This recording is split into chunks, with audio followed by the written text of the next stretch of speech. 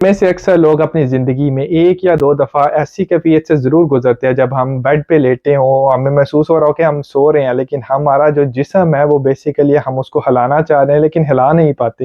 ہمیں ایسے محسوس ہوتا ہے کہ ہمارے ارد گرد لوگ جو ہیں وہ ہم سے باتیں کر رہے ہیں لیکن ہم ان سے باتوں کا جواب نہیں دے سکتے۔ اکثر لوگ تو اس حد تک بھی چلے جاتے ہیں کہ کہتے ہیں کہ ان کو ایسے محسوس ہوتا ہے کہ کوئی جن ان کی چھاتی کے اوپر بیٹھا ہوتا ہے۔ میڈیکل ٹرم میں ان ساری علامات کو سلیپ پیرالسس بولا جاتا ہے۔ یہ بیسیکلی ایک ایسی کنڈیشن ہے جس میں آپ کا جسم تو سلیپ موڈ کے اندر چلا گیا، جیسے آپ اکثر موبائل ایروپلین موڈ پہ لگا کے پھر بھی ویڈیوز ڈاؤن لوڈ دیکھ لیتے ہیں، اسی طرح آپ کا جسم سلیپ موڈ میں ہوتا ہے لیکن آپ کا جو دماغ ہے وہ اس کے اندر وہ مسلسل کام کر رہا ہوتا ہے، اس میں شارٹ ویڈیوز چل رہی ہوتی ہیں، اسی وجہ سے آپ کو ایسا محسوس ہوتا ہے۔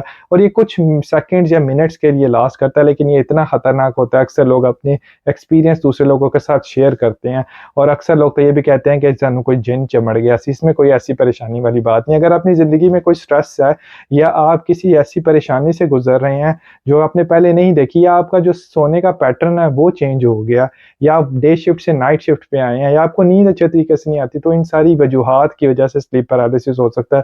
زندگی میں ایک یا دو دفعہ سے زیادہ نہیں ہوتا، اس میں پریشان ہونے کی بات نہیں۔ اگر آپ کو مسلسل نیند خرابی کا مسئلہ ہے تو اپنے قریبی ڈاکٹر سے جا کے مشورہ کریں، دیکھیں کہ آپ اپنی نیند کو کس طرح بہتر کر سکتے ہیں۔